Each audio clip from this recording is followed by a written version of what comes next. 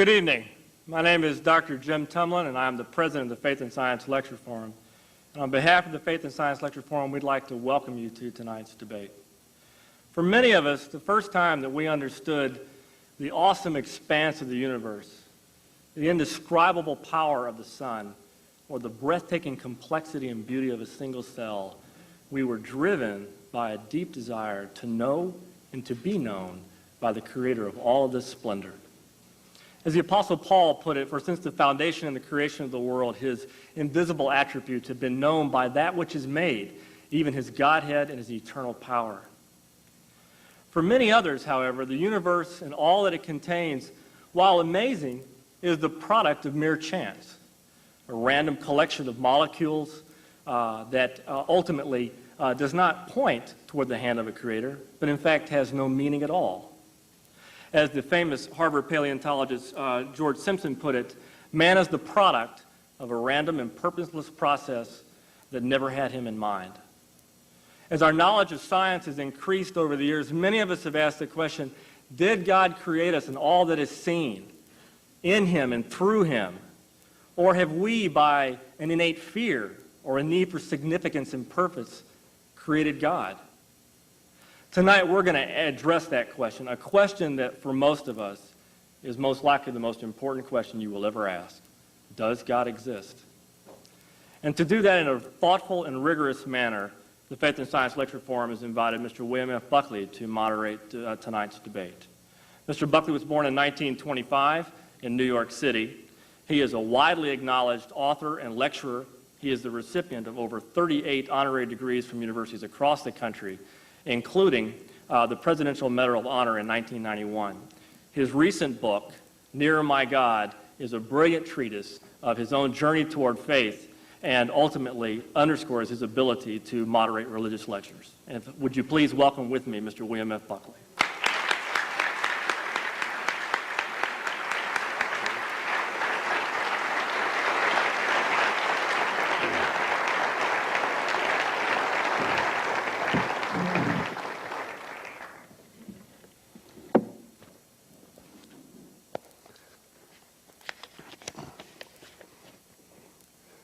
Good evening, ladies and gentlemen.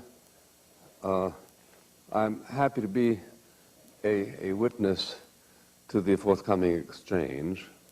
I'm not renowned as a moderator, and wonder at the confidence of Dr. Tumlin in nominating me to moderate this titanic struggle. I will, of course, attempt to be scrupulously fair. I do this for professional reasons, but there is the further reason that to attempt to block either of the protagonists in pursuit of their arguments would betray my utter innocence of scientific abstractions, the mention of which prompts me to urge the eminent scientists, philosophers here, to talk to us, please, and to remember the gentle benefits of the idiomatic mode.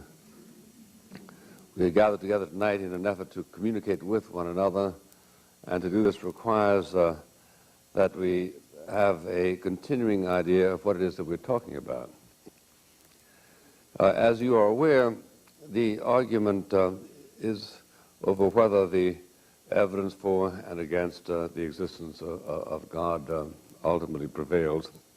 Whether the preponderance of evidence argues the existence of God. Professor William Lane Craig, believing, as he does, that it does prevail. Dr. Craig returned from a ministry in Belgium, resides in Atlanta, and continues to work in his various campuses.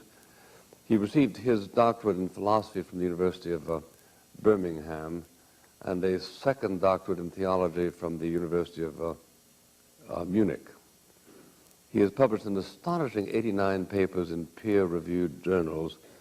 His latest book is called Reasonable Faith, Christian Truth and Apologetics. On the side of the devil is Peter Atkins. Dr. Atkins' doctorate is in physical chemistry from Lincoln College at Oxford. He also is a prodigious writer, having published 36 peer-reviewed articles, many of them designed to undermine a belief in a divine creator. He is an eloquent and learned advocate. Dr. Atkins has also done considerable work on his ministry over radio and television. The format calls for initial statements by the two contenders of 18 minutes each. They will be followed by 9-minute rebuttals. Now, I'm not going to pull a lever and cause the speakers to disappear into the bowels of the earth if they go 5 seconds over their allotted period, but if they do go a half-minute over, I will make my impatient presence, our presence, felt. So I do urge them to keep their eyes on the clock and urge you to pay close attention to them. Please proceed.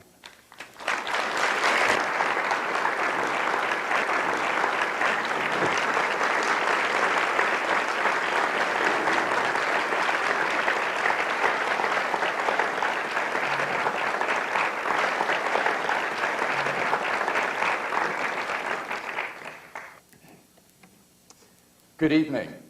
I want to begin by thanking the Faith and Science Lecture Forum for inviting me to participate in tonight's debate, and I'm delighted that you have come out on a stormy evening to think about this most important of questions with us tonight.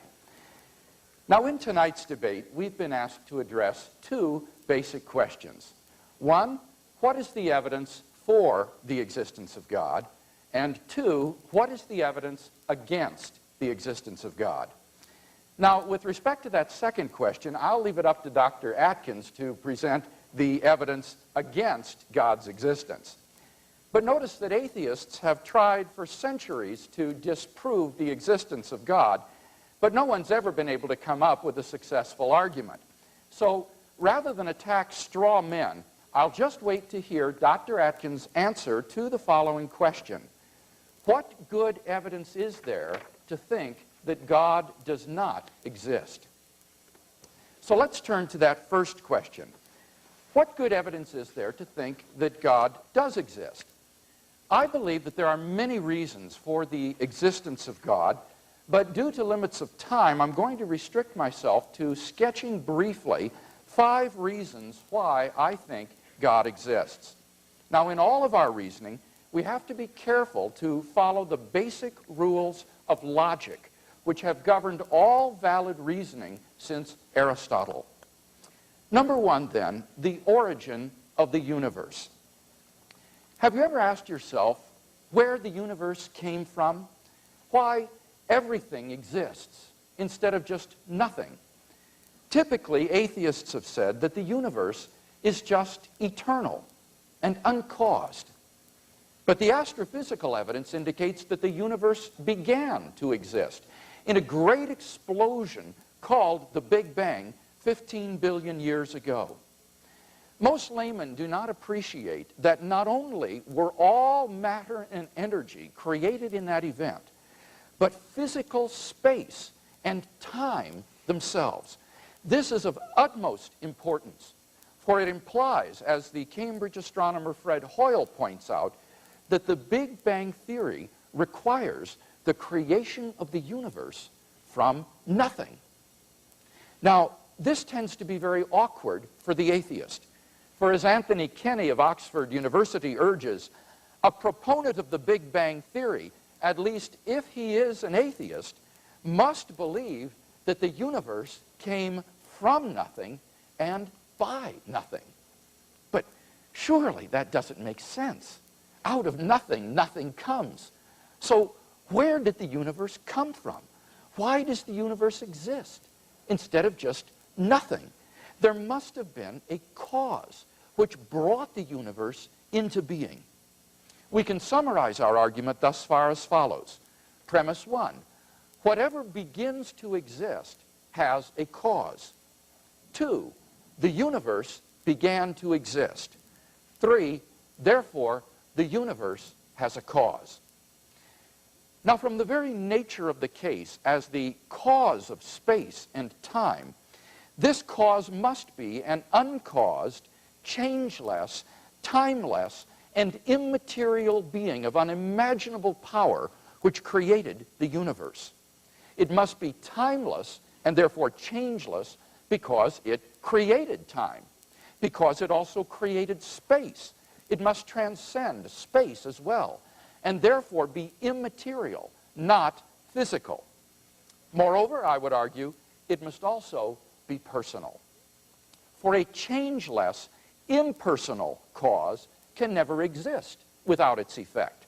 If the changeless, impersonal conditions for an effect are timelessly present, then their effect must be timelessly present as well. For example, the cause of water's freezing is the temperature being below 0 degrees centigrade.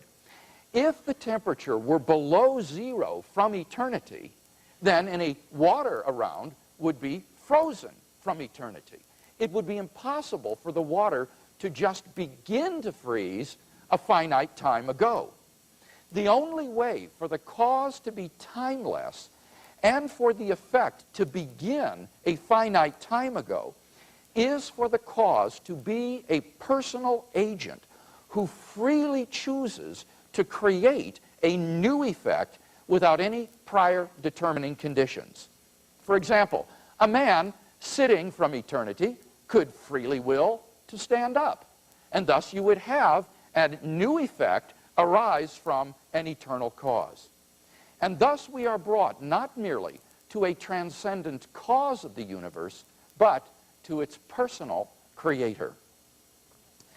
In his book, The Creation, Dr. Atkins struggles mightily to explain how the universe could come into existence uncaused out of nothing. But in the end, he finds himself trapped in self-contradiction. He states, "Now we go back in time beyond the moment of creation to when there was no time and to where there was no space. At this time before time, he imagines a swirling dust of mathematical points which recombine again and again and again, and finally come by trial and error to form our space-time universe." Now, it needs to be honestly said that this is not a scientific hypothesis. It is pop metaphysics, and of the worst kind, for it's obviously self-contradictory, since it assumes time and space in order to explain the origin of time and space. As the scientist David Park writes, "It is deceptively easy to imagine events before the Big Bang, but in physics, there is no way to make sense of these imaginings." As if this were not bad enough, Dr. Atkins compounds the problem by asking where the mathematical points came from. His answer? Time brought the points into being, and the points brought time into being. This is like saying the chicken brought the egg into being, and the egg brought the chicken into being. It's no wonder that in his review of Dr. Atkins' book in the Times Literary Supplement, the philosopher John Leslie asks incredulously, how could such nonsense have been churned out by the author of a superb textbook like physical chemistry?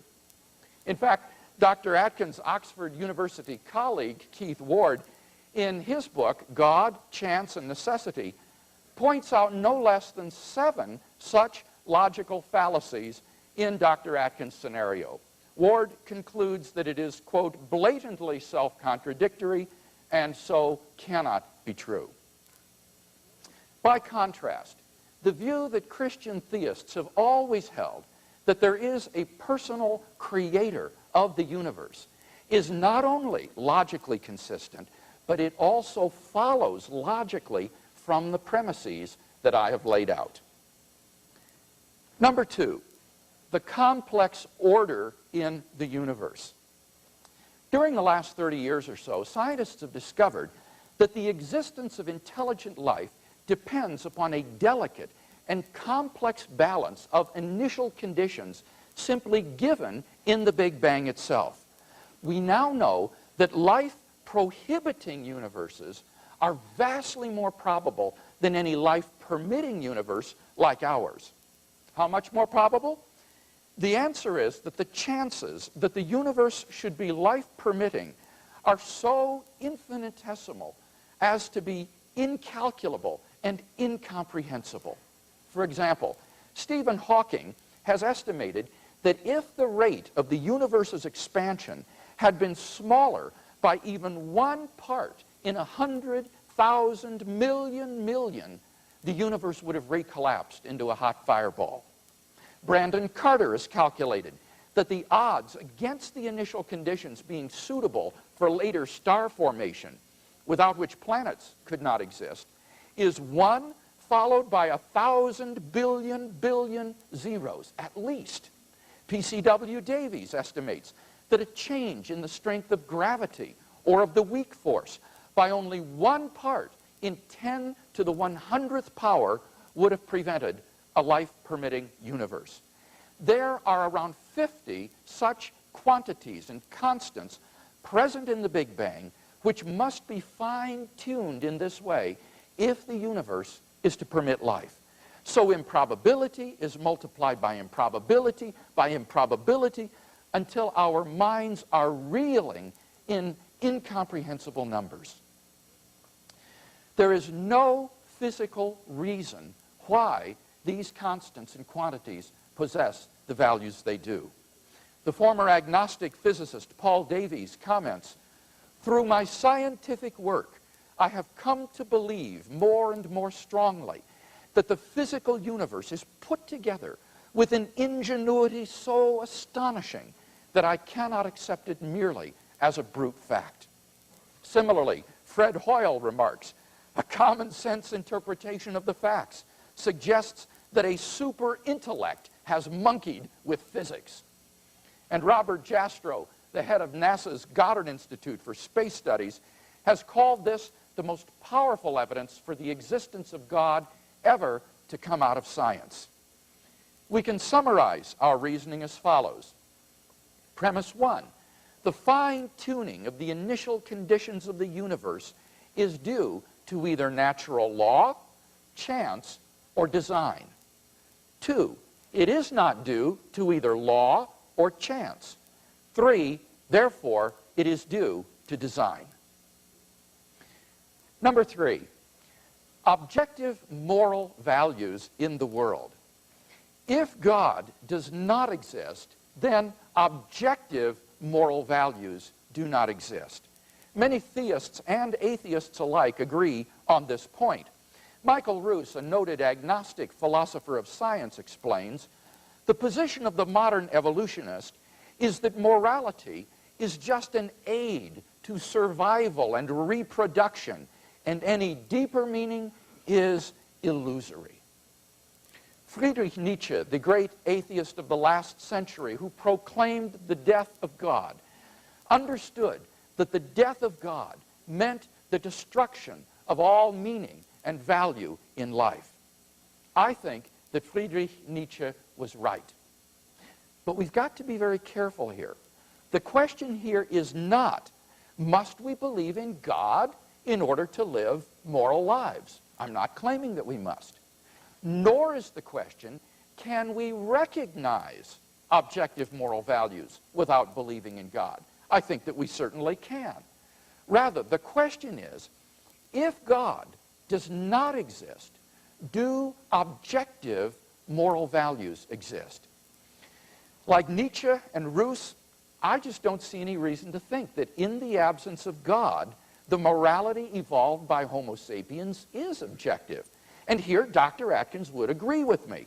He says, "I see no evidence for its absoluteness, and the ethics of a lion seem to be quite different than the ethics of an antelope. As for human beings," he says, "we're just slime on a planet belonging to one sun." On the atheistic view, then, some action, say rape, may not be socially advantageous, and so in the course of human development has become taboo. But that does absolutely nothing to prove that rape is really wrong. On the atheistic view, there's nothing really wrong with your raping someone. Thus, without God, there is no absolute right and wrong. But the problem is that objective values do exist, and deep down we all know it. There's no more reason to deny the objective reality of moral values than the objective reality of the physical world. Actions like rape, cruelty, and child abuse aren't just socially unacceptable behavior. They're moral abominations. Some things, at least, are really wrong. Similarly, love, equality, and self-sacrifice are really good. Thus, we can summarize this third consideration as follows. Premise 1, if God does not exist, objective moral values do not exist. 2, objective values do exist. 3, therefore, God exists. Number 4, the historical facts concerning the life, death, and resurrection of Jesus. The historical person, Jesus of Nazareth, was a remarkable individual. New Testament critics have reached something of a consensus that the historical Jesus came on the scene with an unprecedented sense of divine authority, the authority to stand and speak in God's place. He claimed that in himself the kingdom of God had come, and as visible demonstrations of this fact, he carried out a ministry of miracles and exorcisms. But the supreme confirmation of his claim was his resurrection from the dead. If Jesus really did rise from the dead, then it would seem that we have a divine miracle on our hands, and thus evidence for the existence of God. Now, Dr. Atkins says, I know of no evidence that the resurrection did take place. But there are actually 3 established facts recognized by the majority of New Testament historians today, which I believe are best explained by the resurrection of Jesus. Fact number 1, on the Sunday following his crucifixion, Jesus' tomb was discovered empty by a group of his women followers. According to Jakob Kramer, an Austrian scholar who has specialized in the study of the resurrection, by far most scholars hold firmly to the reliability of the biblical statements about the empty tomb. Fact number 2, on separate occasions, different individuals and groups saw appearances of Jesus alive after his death. According to the prominent New Testament critic of Vanderbilt University, Gert Ludemann, it may be taken as historically certain that the disciples had experiences after Jesus' death in which Jesus appeared to them as the risen Christ. These appearances were witnessed not only by believers, but also by unbelievers, skeptics, and even enemies. Fact number 3, the original disciples suddenly came to believe in the resurrection of Jesus despite having every predisposition to the contrary.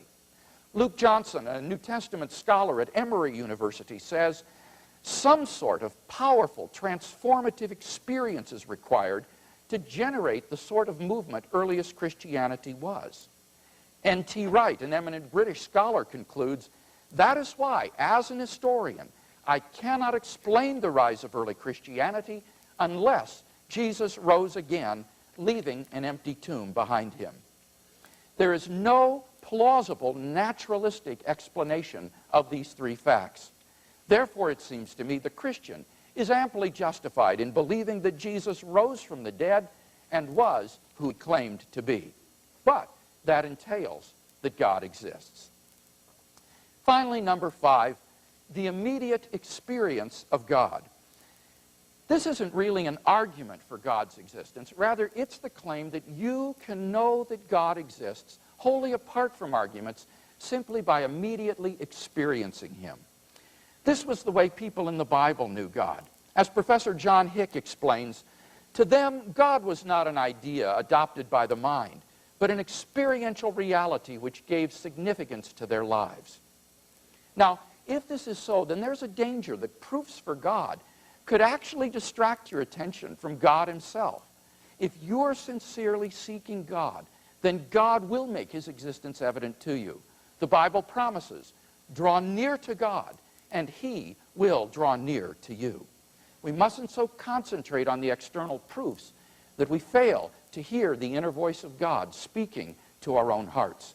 For those who listen, God becomes an immediate reality in their lives. In conclusion, then, we've yet to see any evidence to show that God does not exist, and we have seen 5 reasons to think that God does exist. Together, these reasons constitute a powerful cumulative case for the existence of God. If Dr. Atkins wants us to believe atheism instead, then he must first tear down all 5 of the reasons that I presented, and then in their place erect a case of his own to prove that God does not exist. Unless and until he does that, I think we can conclude that theism is the more plausible worldview.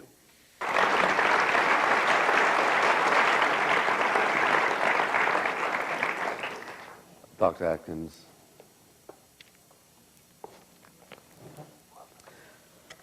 Thank you. It's a great pleasure to be here, and it's always a great pleasure to come to this country. I come from a college in the University of Oxford that was founded 570 years ago when the Lollard heresy was proving a threat to both church and state. And the college was founded, and I quote from the founder's statute, to overcome those who with their swinish snouts imperil the pearls of true theology.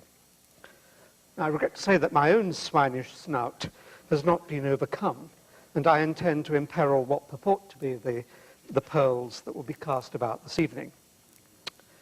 But I don't intend to be negative in all my remarks. I respect the reason for all your being here, and that it's really a part of the search for truth. I intend to open your eyes to the delights of true understanding. In fact, it's my intention this evening to take your minds on a journey and lead you from the darkness of ignorance to the light of comprehension. I'm here to do no less than to glorify the human spirit and to enhance your joy at being a part of this astonishing, amazing, enthralling, and delightful world. Now, this journey will be strenuous and take your minds to the highest altitudes of current thought. Therefore, I have to ask you that you divest yourselves of unnecessary baggage. Your souls will have to fly with me to the heights of human understanding. They must not be weighed down with the ballast of preconception, prejudice, and that heaviest anchor of all, the conditioning that societies impose on their young. So I ask you to shed the shackles of prejudice and conditioning and listen as though intellectually naked to my words. I hope that you will gradually dress your minds in my ideas as I unfold them, and so bring enlightenment to your brains and a bit of joy to your lives. Now, our joint journey begins with a premise of great antiquity and indeed beautiful simplicity.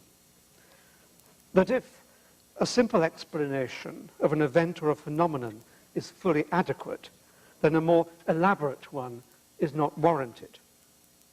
The challenge in this debate, therefore, is for me to show that everything in and of the world of the body and of the spirit can be understood without needing to invoke the action or mere presence of a God.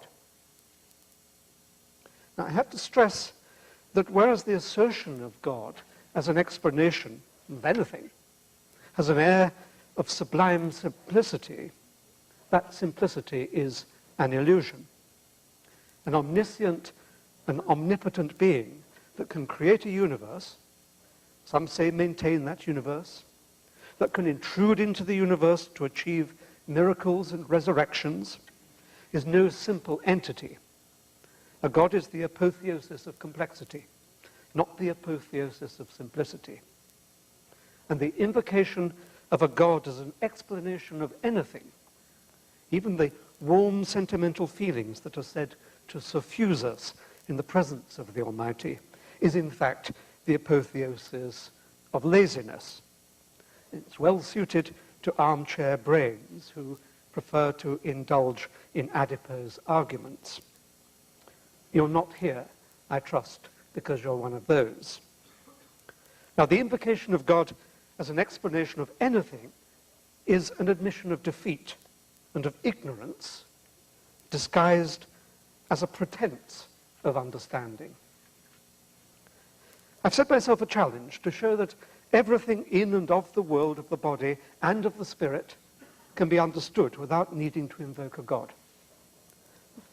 There's no point in being an atheist, and certainly a scientist, without being rigorously intellectually honest. So I have to set myself an honest target, which is nothing less than complete explanation. Nothing fudged, nothing forgotten. The atheist argument fails if in the end it turns out that the universe had to be designed. It fails if any aspect of it had to be made. It fails if it turns out that there had to be a seed the size of a pea or even the size of a proton. We atheists must not cloud the issue.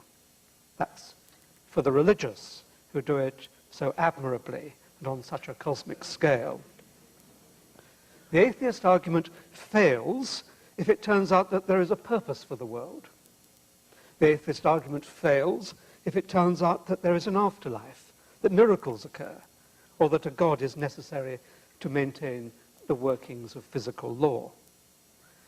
The atheist argument begins to corrode if there are aspects of the human condition that science cannot touch, such as the supreme joy of artistic creation.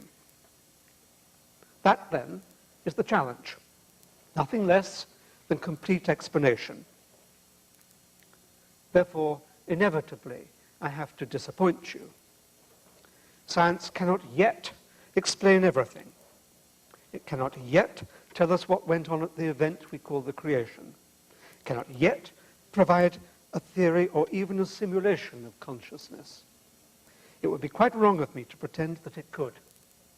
However, what I can hope to do is to present you with a scientific view of the world, a view that makes a convincing case that science can elucidate the great questions that have for centuries been regarded as religion's own. And with your newly cleansed, deprejudiced minds, you should be able to accept that science provides a richer, more comprehensible, more reliable, more deeply satisfying account of the cosmos than the primitive pseudo-explanations peddled by well-meaning but scientifically under-informed apologists.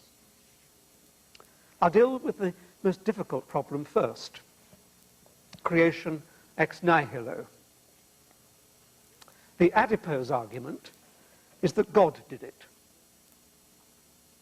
That, of course, is the lazy man's elixir, sort of a cocktail made up of a swig of credulity and a teaspoonful of unwillingness to think. In short, it's an explanation that avoids explanation. Science has moved cautiously but steadily towards the provision of a true understanding. I will not bore you with accounts of the events after the Big Bang, which is now universally believed by scientists to be a broadly correct description of the events immediately following the creation. I want to explore whether it is conceivable that science can elucidate the events at the creation, for that is where the atheist stands on the most dangerous ground. Notice that I intend to confront issues, not evade them. Science proceeds by exposing the true simplicity that underlies perceived complexity. Scientists are hewers of simplicity from complexity. I believe that it is possible for science to formulate an account, and it will be a mathematical account, full of precision, full of logical authority, full of the testability that is such a kingly quality of science, of what went on at the Big Bang, when space-time itself and the laws of nature came into existence. Science can already show that a creator had less to do than perhaps meets the eye. Let me present one tiny technical argument this evening. How much electric charge is there in the universe? The answer is none. We know experimentally that there is an equal amount of positive and negative charge, which if summed together gives zero charge overall. At the creation, no charge separated into opposite charges. Nothing separated into opposites. Secondly, and more potently, how much material is there in the universe? Another way to answer this question is to ask how much energy there is in the universe. For Einstein showed that mass and energy are equivalent. When the sum is done, and that involves adding together all the masses of all the protons, all the people, all the priests, all the planets, all the stars and all the galaxies, as well as the gravitational attraction between them, the answer is close to 0. I suspect that as observations are refined, the total will approach 0. There is no energy in the universe. Nothing did indeed come from nothing. Science shows that the universe is, in fact, a big confidence trick. There is truly nothing here. All there is a separation of opposites. Now, what that argument shows is that the event that took place at the creation is very much simpler than one might think. God, if he had to do anything, did not have to make anything. All he had to do, if he had anything to do at all, was to separate nothing into equal and opposite components. Now, that doesn't solve the problem of what went on at the creation, but it makes creation ex nihilo a far simpler process than you might have thought, for literally nothing had to be made. That argument at least diminishes God's role. Now, I could also sketch in an argument that suggests how the reorganization of nothing could take place acausally. There is, of course, no causality before the arena of space-time has been established, so it would be absurd to project backwards our familiarity with causality in our current arena and use it as an argument for God in an arena when space-time did not exist. No one knows how space-time came into being acausally, but there are hints. I would like to say what I think happened, but happily Dr. Craig has done that for me. But quite honestly, I don't think it matters what I think what went on at the creation, because it would be just pure speculation. Speculation without the rigor of mathematics and observation is as syrupy a bog as religion. All I want to leave you with is the realization that the universe is an engagingly reorganized form of nothing, and that speculative acausal events are capable of seeing it come into being without intervention. No God was needed to make the universe, or even to make it happen. My argument diminishes the role of a creator God to 0. Another potent argument produced by adipose brains in favor of a mental labor-saving God is the apparent fine-tuning of the structure of the universe as it tumbled into existence. People intent upon proving the hand of a designer bandy about amazing figures, 10 to the this, 10 to the that. We've had 10s followed by an imaginable number of zeros already this evening.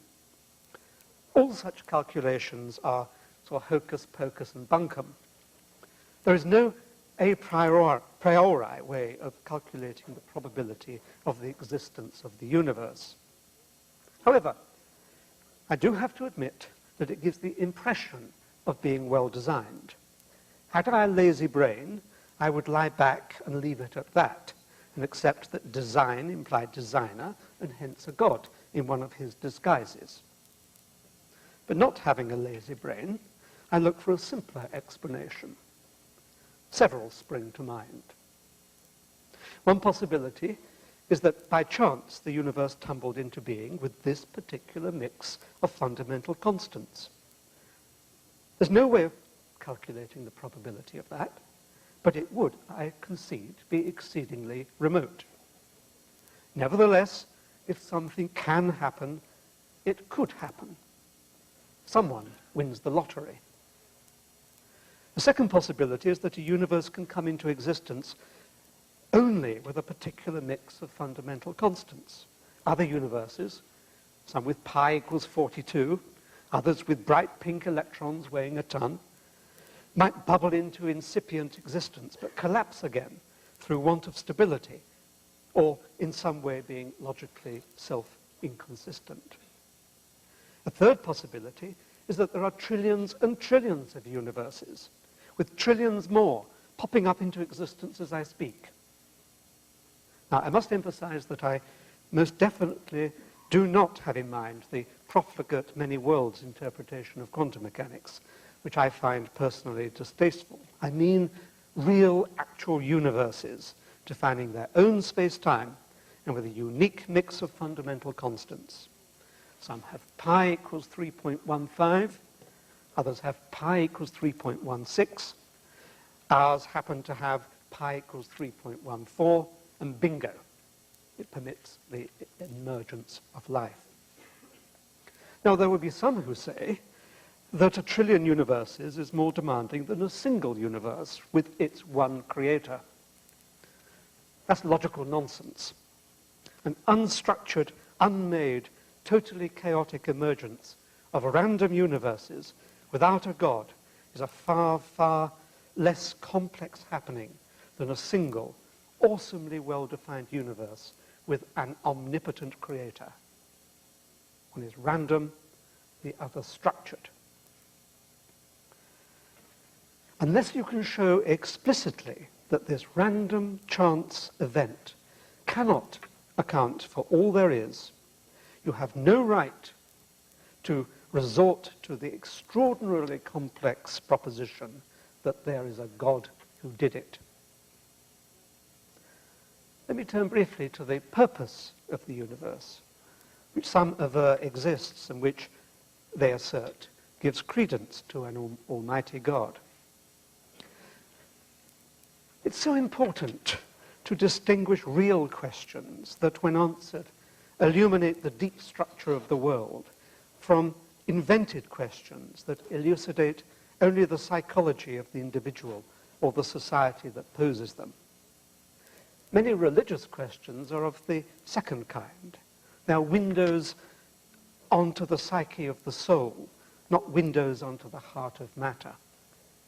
Purpose is an excellent example of the latter, ranking alongside the prospect of an afterlife, the nature of the soul, the significance of the resurrection, and so on. Bertrand Russell put it well when he considered the prospect of there being a teapot in orbit around Mars.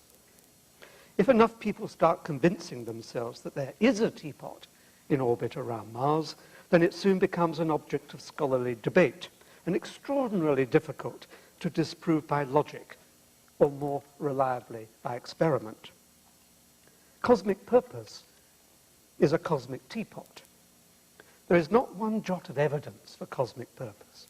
It's a reverse engineering of the quest for God. There is a God, the argument runs, therefore there must be a purpose in his creation of the world. How much simpler it is to accept, in line with all the evidence, that there is no cosmic purpose, that it has been invented by humans to match their vision of God, and now turned round to justify the existence of God. God is not necessary for the inception of or actions of the world. There is no purpose. Is there any cranny where a nearly defunct God can lurk? I hear you say, morality. Now, the concept of goodness has emerged as we have evolved. Goodness is not God-given. There is an innate genetic foundation of goodness, modulated by the intellect that we've developed. We have emerged from a past where the pressures of the hostile environment led to the operation of group activities that established unconsciously a social contract that secured us from our enemies. We fragile beings, on the whole, discovered that killing one another led to the collapse of the tribe. With the evolution of our massive brains, we could stand above the prospect of private and public carnage, and at least discuss it rationally, even though we continue to make misjudgments about its efficacy. There is no need to see the hand of God in this evolving pattern of behavior, unless you can show explicitly that evolution, allied with intellect, is an inadequate foundation for morality. You have no right to import the concept of God in the third of his disguises. I've spoken long enough this evening, but let me summarize my position.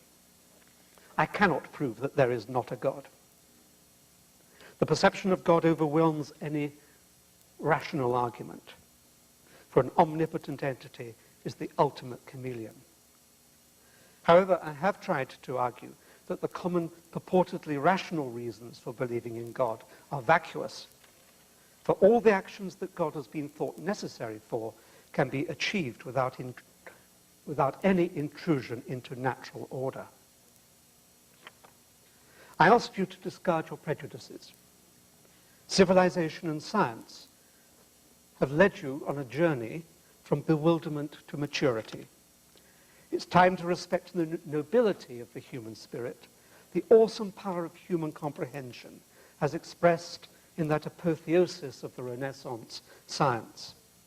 It's time to stand full square in front of this awesomely wonderful world and to accept that we are gloriously, gloriously alone.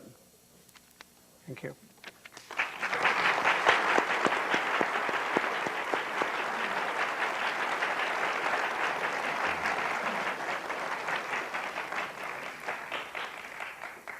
Dr. Craig, you have 9 minutes for your rebuttal.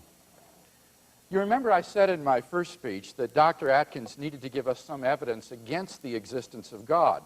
And I noticed a discernible lack of such evidence in that opening speech. He gave us refutations of my arguments, but he provided no argumentation whatsoever that God does not exist. And he's got to do that if he's going to convince us of atheism. Kai Nielsen, who is an atheist philosopher, recognizes this point. Nielsen says, to show that an argument is invalid or unsound is not to show that the conclusion of the argument is false. All the proofs of God's existence may fail, but it may still be the case that God exists. In short, to show that the proofs do not work is not enough by itself. It may still be the case that God exists. So at best, Dr. Atkins has simply left us with agnosticism tonight. He hasn't given us any good reason in that opening speech to think that God does not exist.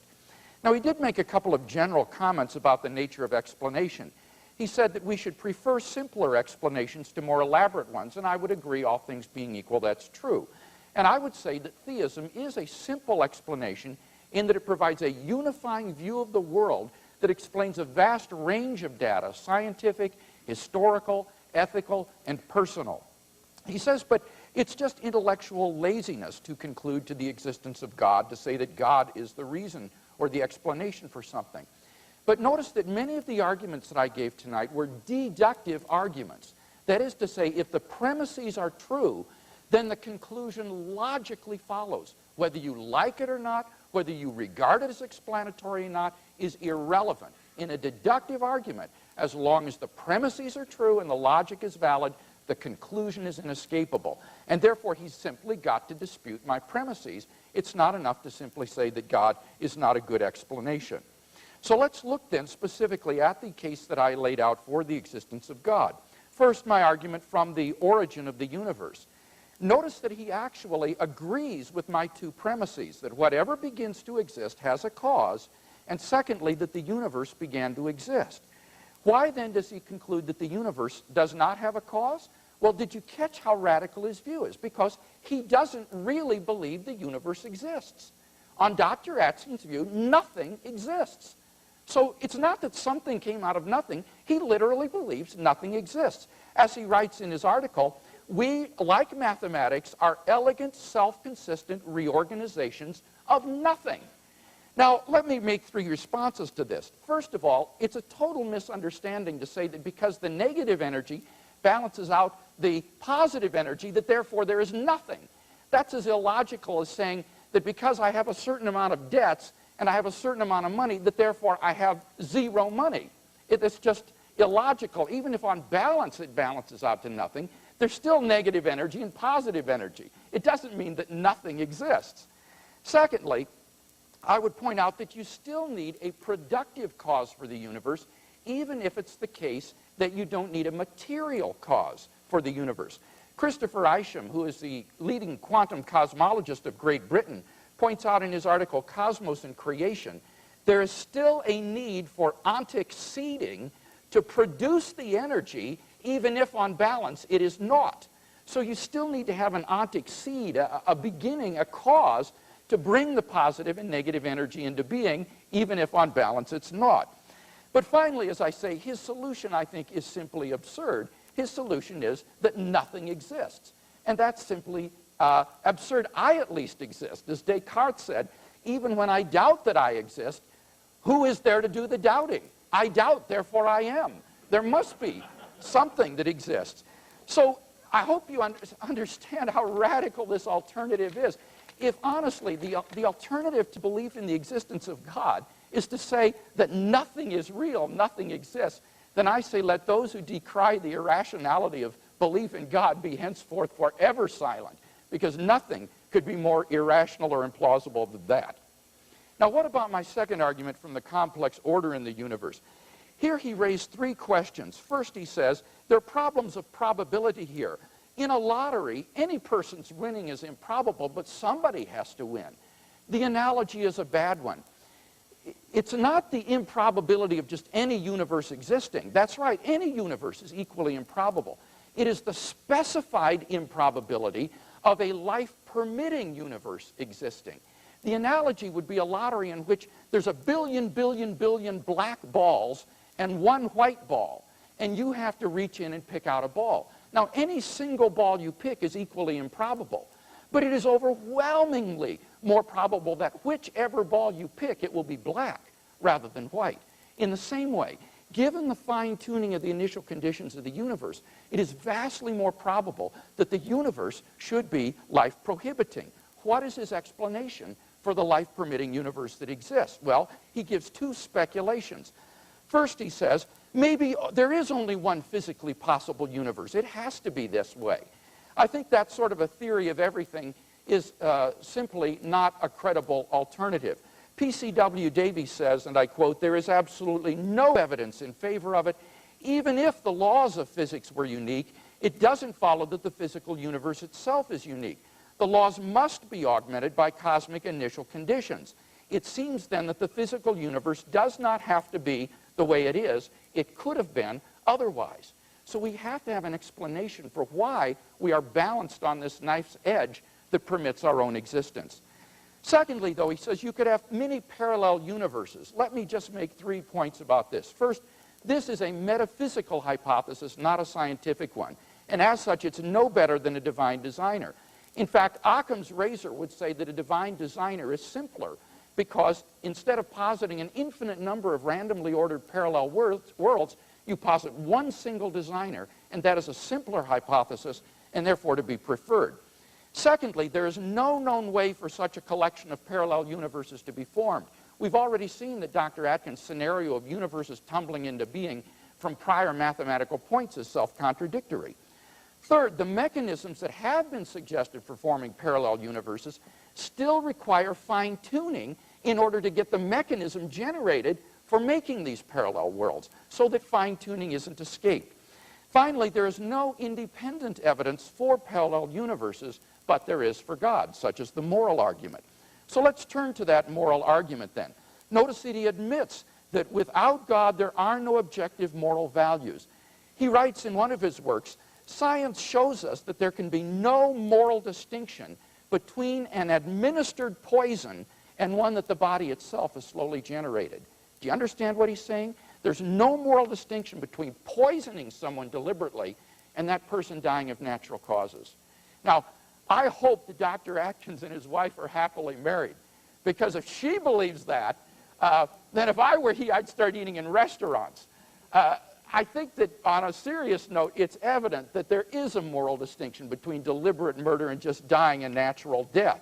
As John Healy, the executive director of Amnesty International, recently wrote in a fundraising letter, he said, I am writing you today because I think you share my profound belief that there are indeed some moral absolutes. When it comes to torture, to government-sanctioned murder, to disappearances. There are no lesser evils. These are outrages against all of us. So if you agree with me that there are objective moral values, then I think you should also agree that God exists as their foundation. Dr. Atkins did not address the historical evidence from the empty tomb, the appearances of Jesus, and the origin of the disciples' faith for the resurrection of Christ, which provides miraculous evidence of God's existence, nor did he address the immediate experience of God. It seems to me that in the absence of any positive arguments for atheism tonight, I'm rational in believing in God on the basis of my own immediate experience of God. Why should I deny that real experience in my life for no good reason at all? So in the absence of positive arguments for atheism, I think I'm perfectly rational and within my rights to stick with my belief in the existence of God.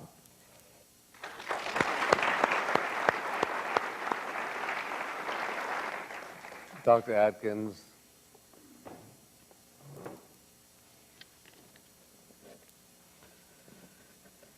It seems to me that the challenges for those who propose the more complicated explanation have to present their arguments unless they accept the simpler one. I can propose that science can account for everything there is in the world without the invocation of the complexity of a creator and a God. What a believer has to do is to demonstrate explicitly that my view about the simplicity, the innate, inherent simplicity of the world is inadequate. It's only by showing that it is an inadequate understanding of the world that I am prepared to accept that there may be room for a God. No arguments that we've heard this evening go that far. None of them say that this explicitly shows that the universe cannot come in by chance alone. No argument we've heard this evening explicitly excludes the possibility that the values of the fundamental constants are the ones that are necessary for life. That is what the opposition have to do. They have to show that simplicity is inadequate. Atheism is the more primitive, of course you would agree with that, atheism is the more primitive view of the world, which has to be displaced. It's only through historical accident that the belief in gods, which was engendered by the bewilderment of our ancestors as they dropped down from the trees and were surrounded by forces that they needed to cajole. It's only that historical accident that has brought religion into its powerful prime position, with the believers pretending that it is our duty to displace it. That is not the case. We, from the viewpoint of modern 20th century science, can see our way to accounting for everything that religion purports to explain, but in fact fails to explain, even though it's been trying to explain it for 5,000 years. I'm invited, Dr. Craig says that his arguments will fail if his deductive mode can be argued against. Are his premises false? The origin of the universe. I argued that there was nothing to be made. I did not argue that there was nothing here now. I think it quite right that we should regard the current universe as an elaborate and engaging rearrangement of nothing. There was nothing for God to do. That's a simplification. Science, of course, cannot account for it in detail, but at least give it a chance to try. And what science will do is what religion cannot do. That is, it will provide an explanation this side of the grave. If you want to believe in God and the arguments that Dr. Craig has presented this evening, you can only be confident about them after you are dead. That seems to me to be a grave intrusion into human logic. Complex order, I have argued there. My argument was greatly maligned in Dr. Craig's response. I will not go into that. I don't have further time this evening. Let me talk about the things that I didn't have time to think about in my original talk. The historicity of Jesus. I mean, I know I'm on dangerous ground here because it's not my subject, but I don't believe that the Gospels, written as they were decades after the event, are a true record of what actually happened. Anyone who bases their belief on the Gospels is in fact showing that they are credible to a stage beyond belief. Okay, I'll accept that Jesus did exist, but I will not accept that there were any miracles. David Hume said that there is always more reason to disbelieve the messenger than to believe the message. And with miracles, that is exactly the case. People wanted to make a case. People wanted to make a case that they had a savior. People wanted to make a case that here was the Messiah. There were committees, 80 years after the events, sitting down, thinking about what should have gone on, and then writing it down as though it did go on. As for immediate experience of God, I'm afraid that is just self-delusion. We all want to be immortal. At least I want to be immortal. I know the only way of being immortal is to encourage investment in science and medicine. I don't believe that one can be immortal through belief in the Bible. It's people who simply wish to believe, who feel alone in this world, who want comfort, who are lost, who don't know their position in the world, who want to avoid the prospect of their own annihilation, who believe in things that Dr. Craig was terming the immediate experience of God. Self-delusion, nothing other than self-delusion. So, in summary, I would say give science a chance. Give science this simple understanding of the world, this simple explanation of all there is, can come from science. If science fails to deliver, this side of the grave, then by all means turn to religion. Thank you.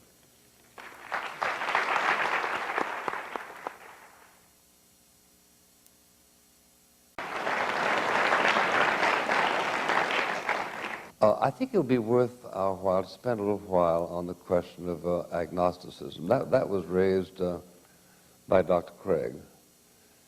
The question was rather graphically put when he said the logician does not require that the existence of something depend on any proffered reasons as to why it ought to exist. That is to say, if something can exist, even when all of the known etymological reasons why it is asserted to exist are proved invalid. So let's begin by asking Dr. Atkins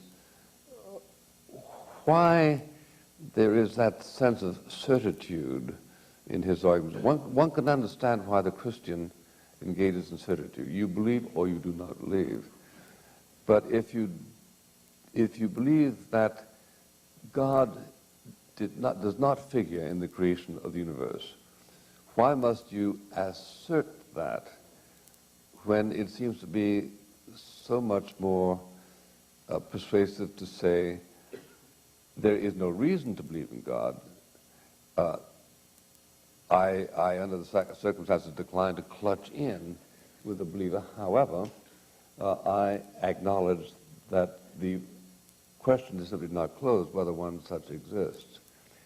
So tell me, Dr. Atkins, why do you need to affirm atheism rather than to admit the possibility of agnosticism? Well, you have to give intellect its opportunity. So you have to see whether science, in all its glory, can account for whatever religion has been trying to account for. and has so manifestly failed. Science has really emerged over the last 300 years and has made extraordinary progress in the last 100 years. When you say it's manifestly failed, manifestly is... Well, yes, of course it's manifestly failed.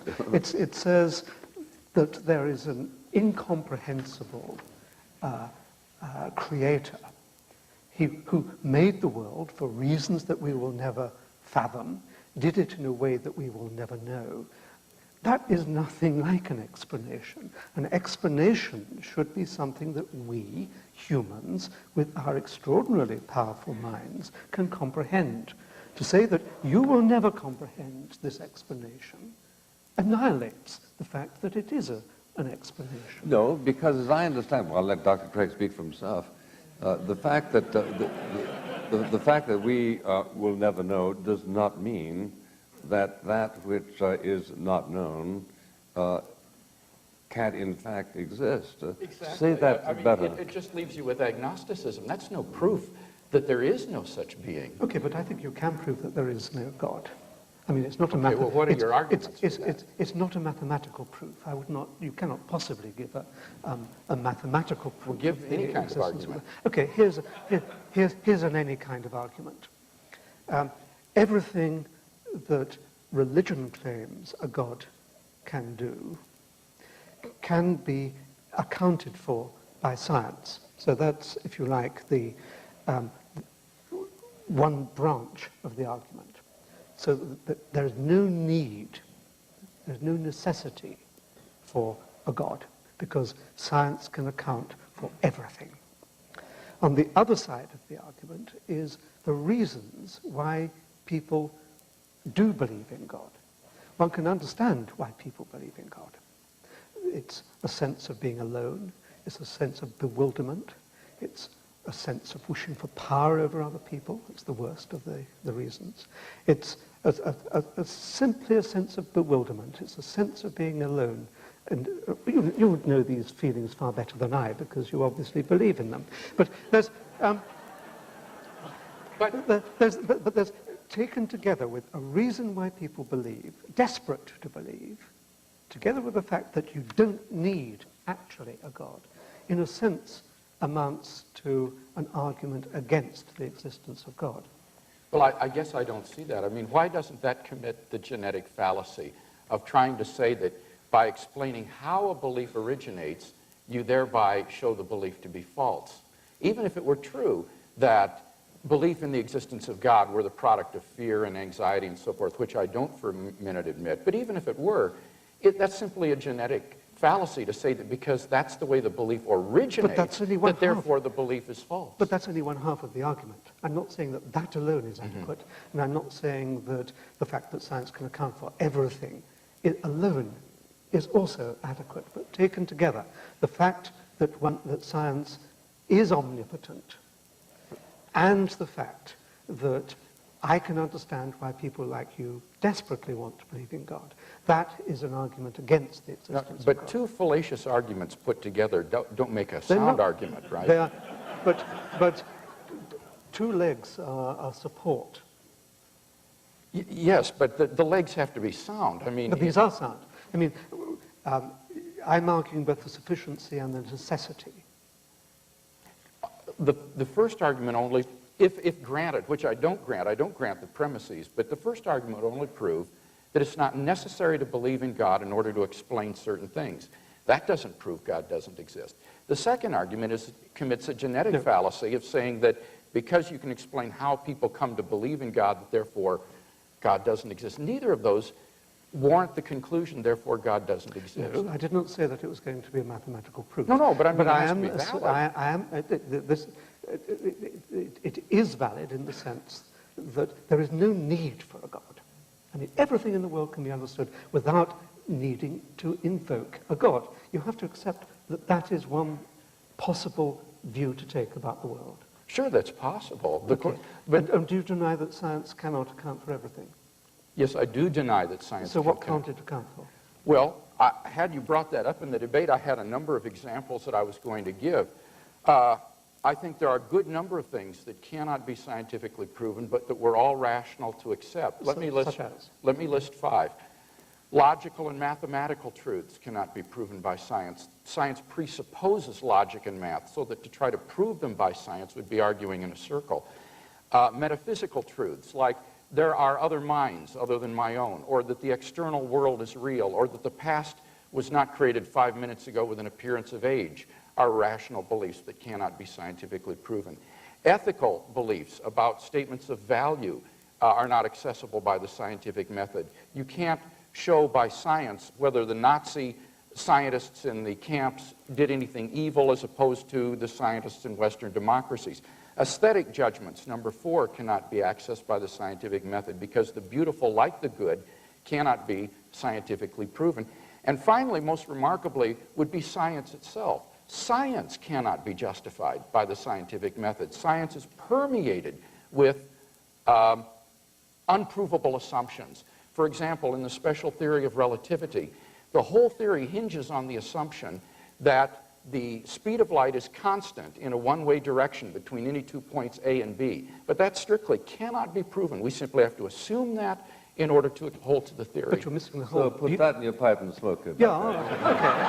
Yeah. So none of these beliefs can be scientifically proven, and yet they are accepted by all of us, and we're rational in doing so. But what you have to accept is that science is a network of, it's a reticulation of ideas, that there's an interaction of ideas that come from a wide variety of sources, that in order to understand the very large, one has to, in fact, understand the very small. It's a network of ideas which, where they flow together, do not annihilate each other, but support each other. Science is, in a sense, a self-consistent way of looking at the world, and in that sense it gets its authority. I'd also disagree with, let me think of the points you made, with the possibility that it can elucidate aesthetics. I see no reason why it can't at least begin to show why we regard some sounds, some chords, if you like, as attractive, whereas dissonances are unattractive. I think it's quite possible for us to anatomize a picture. We can see why, say, the golden section is attractive in a sense. We might not be able to look at this stage in our understanding of aesthetics and say that the Mona Lisa is the most beautiful thing on earth. But at least we can begin to analyze our perception of beauty. But you will only get a full appreciation of the of aesthetics and religious belief and all that other stuff when one has a full understanding of consciousness, which is the most important, outstanding problem in current science. Those are not, however, themselves aesthetic judgments that you're talking about. Those are judgments about why we perceive something to be beautiful and ugly, but that is not itself an aesthetic judgment. It's like the ethical. I think it's quite possible to build a machine that decides whether a particular chord is pleasant or unpleasant. But you'd have to instruct the machine. No, you wouldn't. You'd have to train it, just as we are trained, just as we live up in a world full of Western music and a Japanese grows up in a world full of Eastern music. Yeah, so you actually change by a kind of neuronal network. We're instructed by conventional arrangements. Yeah, but aesthetics is largely convention. Just as ethics is largely convention. Those are statements which are not scientific statements. Those are philosophical statements about these subjects, which cannot be justified scientifically. But you can explore the origins of ethics. You can explore the evolutionary origins of ethics and see that they are conventions that have emerged under genetic control in part, but also by the application of our massive brains. At best, that would show how moral values... Next, after you finish this. All right. That would at best show how moral values are discovered, but it would not show that, therefore, moral values are invented or are mere conventions. That is a statement that is a philosophical statement that goes beyond the realm of science. Now, I want to, hardly to change the subject, but I don't want the entire half hour to go without having some recognition of Christ. Now, David David Hume, as we all know, said that it is easy to believe that human testimony has erred than that the laws of nature were suspended. Now, he said that athwart X amount of evidence, that the laws of nature have been suspended. You cited some instances of it. Let me ask Dr. Atkins this. Does your rooted position require that under no circumstances should the laws be suspended, so that, for instance, the recorded testimony of 100 scientists at Lourdes, that certain inexplicable cures actually happen, inexplicable by the laws of nature. Do you simply take the David Hume position that there has got to be an errancy in human testimony because you are a priori committed to these impossibilities? No, I think if you think of miracles at Lourdes, there are two possible explanations. One is that the reporters are liars, which is the Hume position. And that, of course, is quite likely to be the case, but is not the only possibility. The other possibility is that some kind of cure did take place, which the doctors who are reporting that they didn't understand what went on simply didn't understand.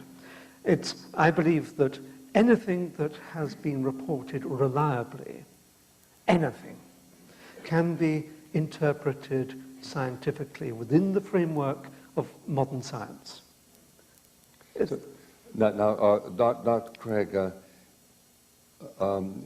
you believe that the testimony to the resurrection of Christ is something which is historically impossible or simply difficult to contradict? I wouldn't say impossible. In matters of history, we don't talk in terms of absolutes, but I would say that there are those three established facts, which... They're not established facts. I'm sorry, they are repetitions of what is written in the Bible. Well, insofar as you say that, Dr. like Atkins, you disagree with the majority of New Testament historians who say that these facts do belong to the portrait of the historical Jesus. But most of the historians of the New Testament are believers themselves and are desperate for it to be true, and they make it true by assertion. I think that's a very naive view of New Testament criticism They certainly today. cannot prove that it is true. Not in the sense of a mathematical proof, but in the sense of a historical proof. Can we prove that Caesar was killed? Well, exactly. It's the same sort of proof we're talking It's not about that there were real witnesses to Caesar's death. And on the day that it happened, there were no witnesses that On the day that it happened, the heaven what struck. happened. On the day that Jesus purported to die. Now, you're not denying that the crucifixion of Jesus was therefore a historical fact, are you?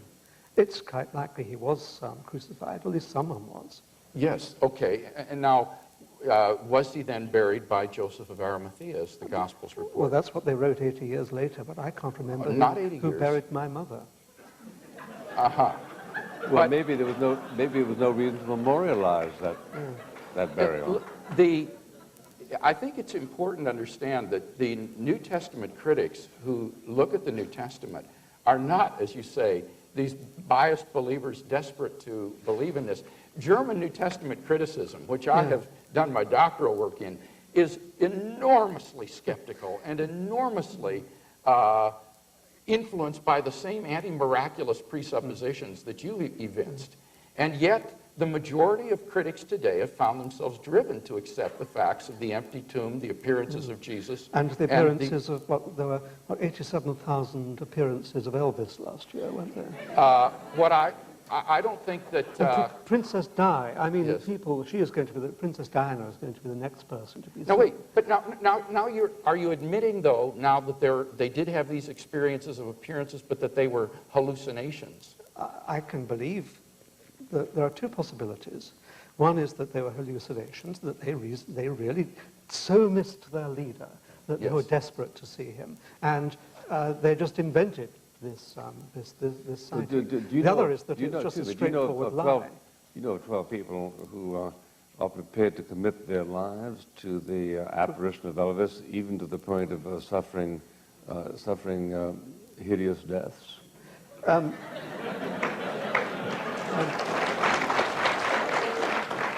I think that if and I note your impartiality in this debate, it's very impressive.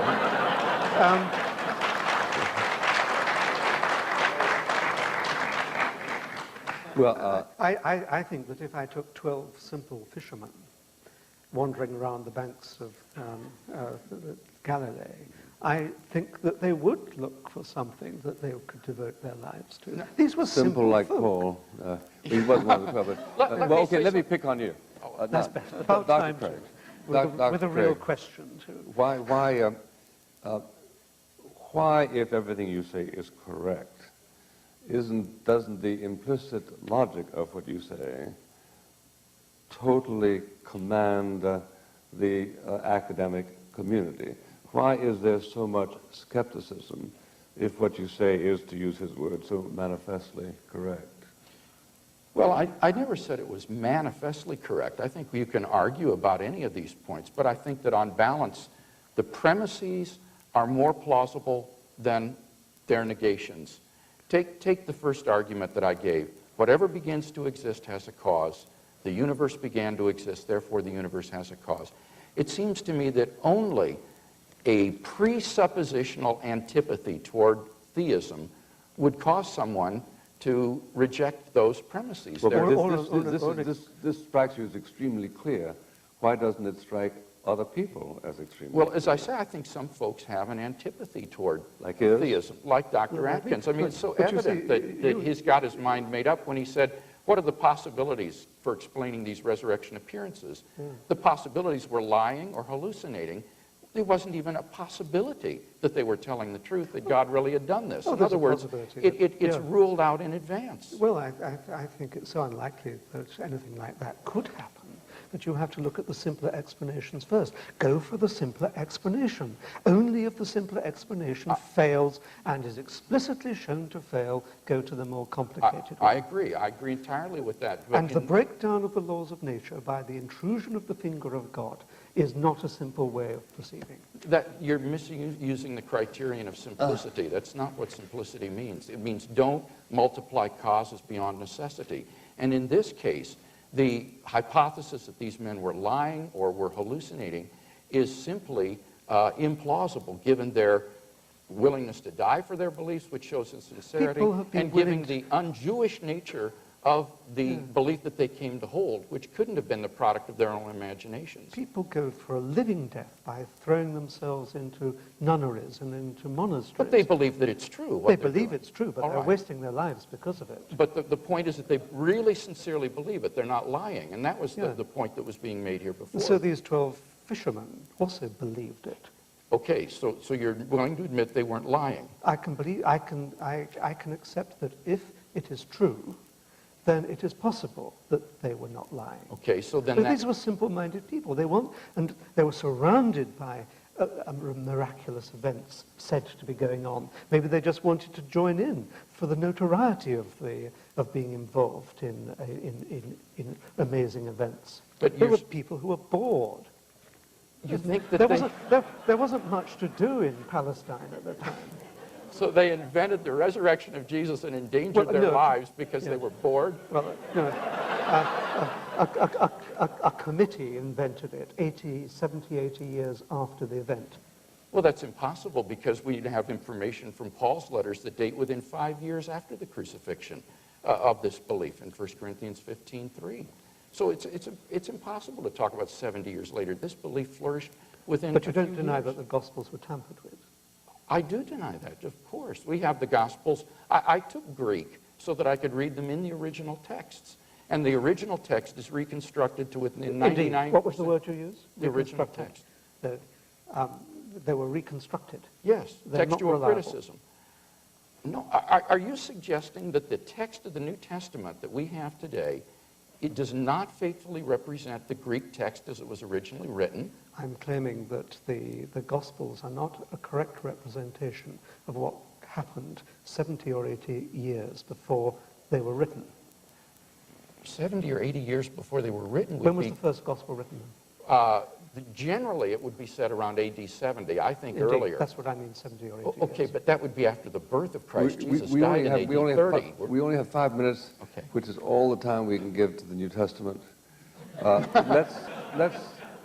Let's find out about this poison business. I thought that was extremely interesting. I don't remember writing that. What was The, that? I have, did he have it in my misrepresent you? briefcase. Did Dr. Craig misrepresent you when he said that in your treatment of poison, you don't distinguish the administration of poison from simply the event of the end of life?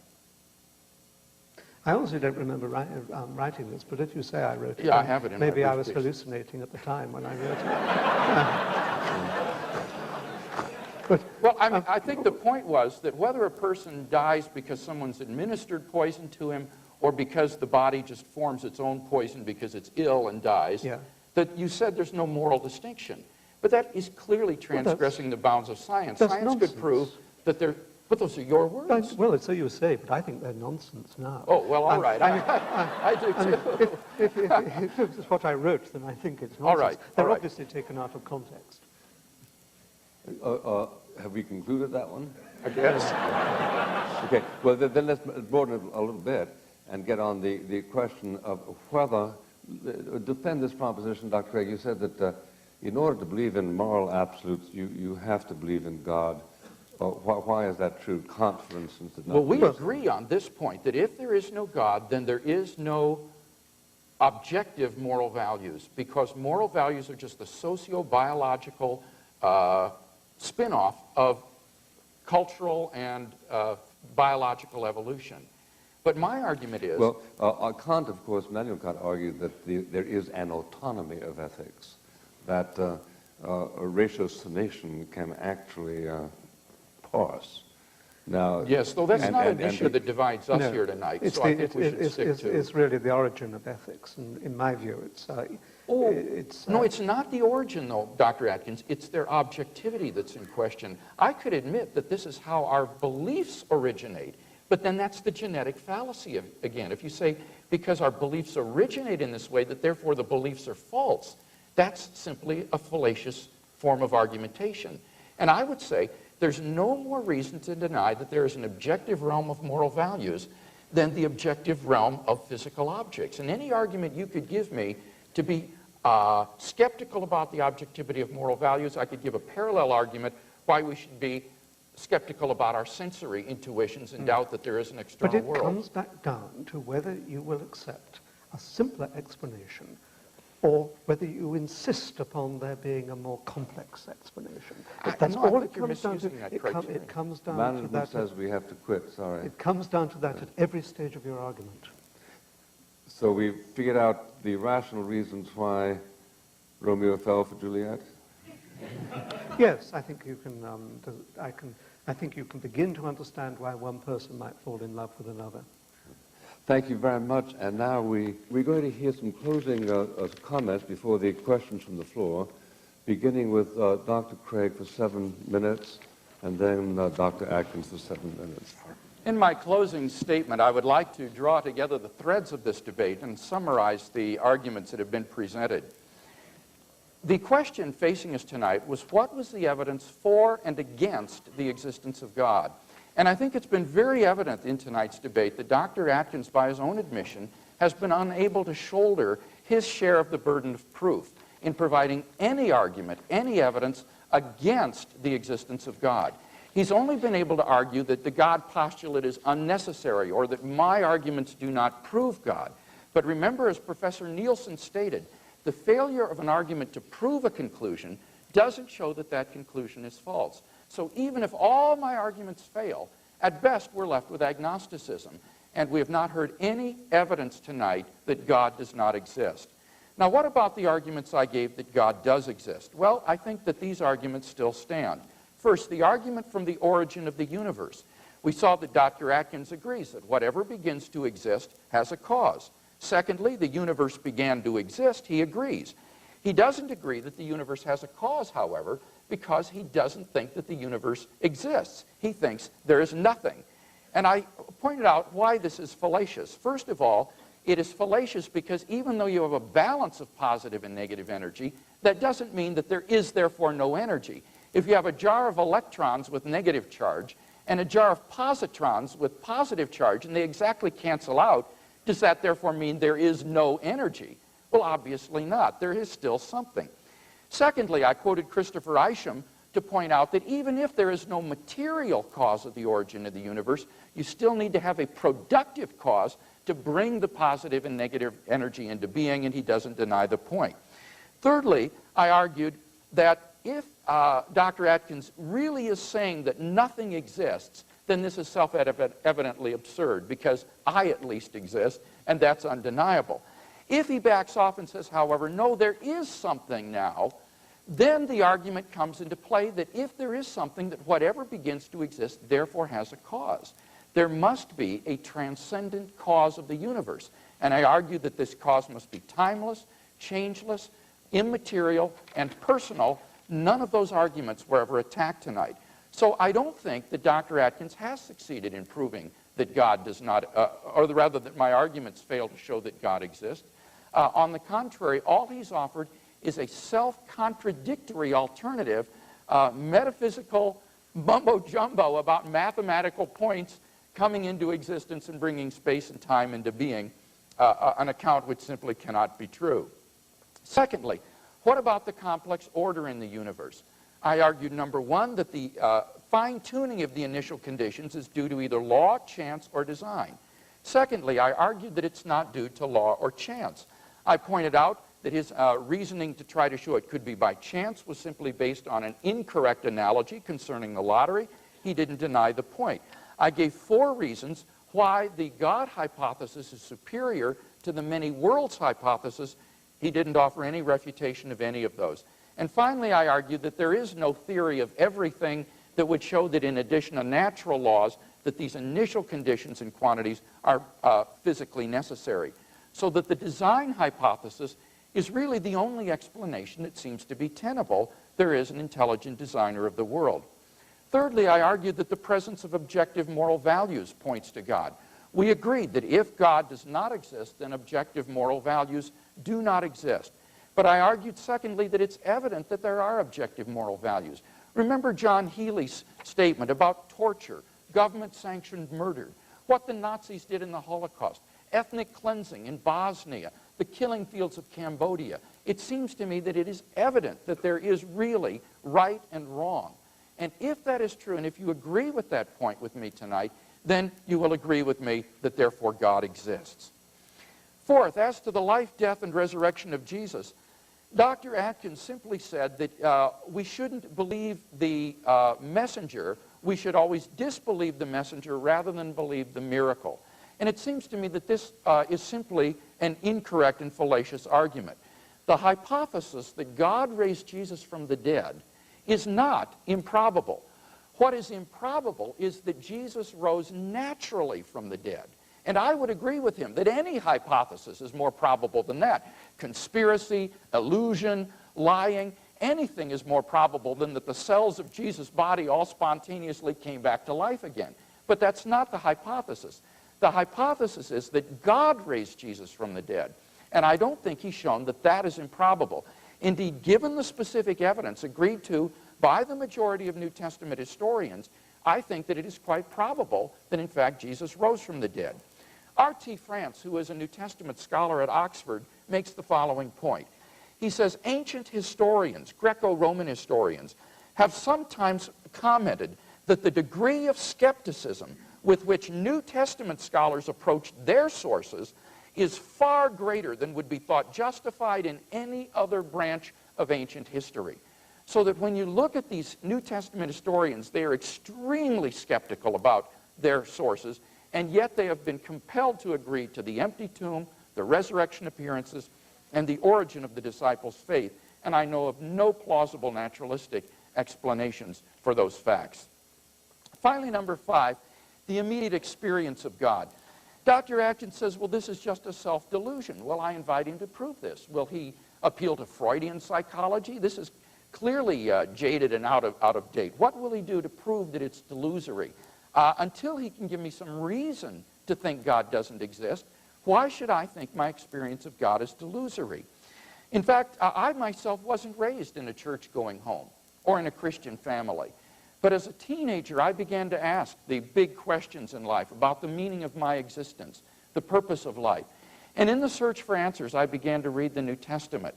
And as I did, I was captivated by the person of Jesus of Nazareth. There was an authenticity about this man, a ring of truth about what he said that gripped and captivated me. And to make a long story short, after about 6 months of the most intense soul searching, I just came to the end of my rope and I cried out to God. I experienced a sort of spiritual rebirth in my life, and God became an immediate reality to me, a reality which has never left me as I've walked with Him day by day over the last 30 years. And I want to encourage you as I conclude tonight that if you're seeking for God in that same way, you do the same thing I did. Pick up the New Testament, begin to read it, and ask yourself, could this really be true? I believe it could change your life just as it changed mine.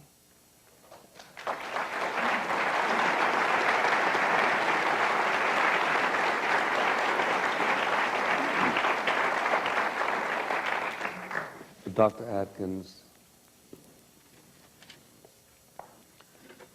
Well, I'm used to hearing travesties of the arguments that I presented, and that was, I think, a pretty fair travesty of what I actually said. Let me take the points in order, and I will accept Dr. Craig's order, just for the sake of convenience. The origin of the universe. I do not believe that one can extend the concept of causality to an era prior to the existence of time. It is simply primitively naive to talk about causality outside the domain of time. So I will not accept that the universe had to be caused. It's an entirely different mode of coming into operation, which we scientists do not yet know, but which we will find out, and we are on the track of it. I think the question of complex order, it was also a travesty of my argument about probabilities. If something can happen, then it may happen. If something can happen only with very remote possibility, then it is possible that if the universe is replicated, and I'm not talking about parallel universes, this is quite a wrong ascription to my argument. I'm talking about the possibilities of many universes actually existing, each of them with a particular mixture of fundamental constants. And it is also wrong to assert that this is outside the domain of physics. If one looks at modern cosmology, modern theories of cosmogenesis, and in particular inflation theory, and in particular the possibility of fractal inflation theories, then it is exactly that kind of multiple universe which is being seen as a possibility of occurring at the beginning of everything that we call the current universe. So science is showing that that kind of multiple universe can come into existence. And indeed, at this very instant, there may be universes coming into existence. It is impossible and improper to deny the power of what science is revealing, even though science may be revealing extraordinary things, on the basis of homespun philosophies and familiarity with what goes on in one's backyard. Science is exposing a much more subtle basis to the universe than can be dreamt up in the farmyard. I don't believe, words have been put into my mouth that I am destroying the value of meaning of life. I deny that absolutely. I think that if one divests oneself of all the baggage that one has been brought up with and sees the world with the utter clarity that science provides, and knowing that one has a brain that if one is only prepared to use it can lead to a comprehension of the world, that is an extraordinary achievement, and I can do that without any help from God. My central point, though, is that it is up to believers to prove explicitly that my bony view of the world, bony in the sense that it's very simple, starkly simple, is an inadequate theory of all there is. Before you can move on to the stage where you say, it must be God who did it. It must be God who caused it. It must be God who gives us morals. It must be God who got Jesus out of the tomb.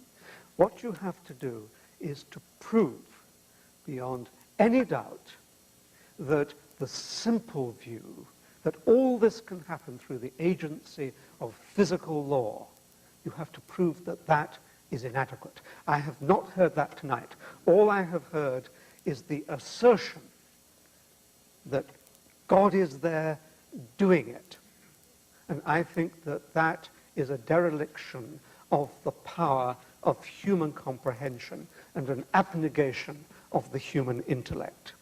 I think we ought to give praise not to the Lord, thank goodness, but praise to ourselves that over the centuries, and particularly the last 300 years, as we brought scientific observation, mathematical rigor to bear on our analysis of events in the world, that we have got within an inch or two of understanding the great problems that have puzzled people through the ages. I am proud to be alive at this part of the 20th century, where I am on the brink of understanding everything. And I commend you to use your brains, because your brains are the most wonderful instruments in the universe. And through your brains, you will see that you can do without God. Thank you.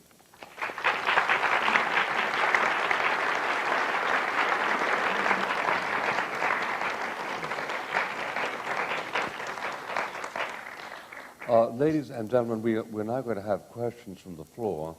So let's have a question for Dr. Craig. Who would like to ask Dr. Craig? Yes, sir. Dr. Craig, Eddie Tabash from Beverly Hills, California. You mentioned in your opening speech about the importance of miracles in Jesus' ministry, and apparently you did so to demonstrate his need to give an evidentiary proof of his divinity beyond the laws of nature, otherwise why would he perform miracles? If our entire salvation is dependent upon accepting Jesus, why does God act in such a hidden fashion today? Why not 2,000 years later give us miracles? Part a few oceans, fire and brimstone a few cities, maybe a few flaming chariots. If we needed 2,000 years ago supernatural evidence to believe supernatural things, why is God so stingy today in denying us that same supernatural evidence, considering that so much rides upon it? Well, I would agree with the French philosopher and mathematician Blaise Pascal when he said that God has given evidence sufficient for those with an open mind and an open heart, but it's sufficiently vague so as not to compel those whose hearts are closed. Certainly, God could write in skywriting across the sky, I exist, repent or perish, something of that sort. Or on every atom he could write, created by God. Vote Republican. Yeah. But I don't think that God's under any sort of obligation to offer these kinds of coercive evidences. I think that the evidences he has given are sufficient for someone who's willing to look at them with an open mind and an open heart. And I would add this other point, too, is that although I haven't talked about this very much tonight, I think that the primary way in which we know God exists is not through these evidences, but it is through this immediate experience of God himself, the fifth point that I talked about. For those who are genuinely seeking God, I believe God will make his existence evident to them. So there is a sort of interior way to God in addition to these exterior proofs. Do you want to comment on that, Dr. Yes, but that's exactly my point, that people are desperate to see the truth of miracles. They stand back and they do not apply the normal laws of logic and evidence. They simply want to believe, and therefore they will believe anything. And a question, please, for Dr. Atkins. Dr. Atkins, philosopher from Scotland, David Hume, pointed out that we as human beings don't really have any rational basis for believing in the uniformity of nature, that the future will be like the past. Dr. Atkins, as a Christian, I can believe that the future will be like the past, or that nature is uniform, because I believe that God created the universe, and this universe reflects the uniformity which God has imposed upon it through his governing. I'd like to ask, in the atheistic worldview, the presupposition that there is no God and that all we have is matter in motion, what is your basis for believing that the future will be like the past? Dr. Atkins. Well, I don't believe it will be like the past, because I believe in continuing evolution. I believe that the universe is expanding, and therefore the universe will, in the future, will not be like the universe in the past. I also believe, but at a deeper level, if I could respond there, on the cogency and continuity of physical law, because physical laws are commentaries on the behavior of matter and of radiation and whatever else you want to include. And so I see, because matter and radiation don't change their character, physical laws do not change their character. I see the universe evolving into the future, changing as it goes, but the physical laws that underlie the universe will not change. A question for Dr. Do I Craig? get a counter response or Go not? ahead, sure. Okay. I don't think Dr. Atkins perceived the force of the question. The point of the question is that this assumption that the laws of nature remain constant into the future is precisely that. It is an unprovable assumption, which shows again that you cannot justify science scientifically. You have to begin with certain assumptions. That's What nonsense. That we can't believe that that laws remain constant. We only have to look at a distant star, a distant galaxy, where we're actually looking at the physics of 10 to the 14 years ago. I think the point is you can't justify inductive reasoning by means... I think we have to interrupt this, or yes, it's you're both so empirical interesting. observation. We could do this all night long. So let's have the next question is for Dr. Craig, am I correct? That's correct. Yes. And it would be terrible if we never got to my question. I'm Ed Buckner from the Atlanta Free Thought Society. Dr. Craig, if you insist that objective moral values really exist, explain why Christians have never been able to agree on what they are from one sect to another, from one historical era to another, from one issue, and you mentioned one tonight, torture, slavery, abortion, genocide, and so forth, to another. And if your answer is just that man is sinful, then are you admitting that, in fact, objective morality is not available to humankind? I'm not saying that because there are objective moral values that all moral decisions are easy, or that there aren't areas of gray in which there might be moral disagreement. I'm simply just saying that there really are, in ethical decisions, right and wrong choices. Sometimes these are very clear. I think every one of us would agree that to torture a child for fun is morally wrong. But we would probably have much disagreement here tonight about, say, whether abortion is ethically viable or not. So to say that there are objective moral values is not to say that ethics are easy or that they're necessarily easy to discern. Certainly there are ethical dilemmas. A question for yes, a question for Dr. Atkins. Go ahead. This question is rather simple, and it may be rhetorical.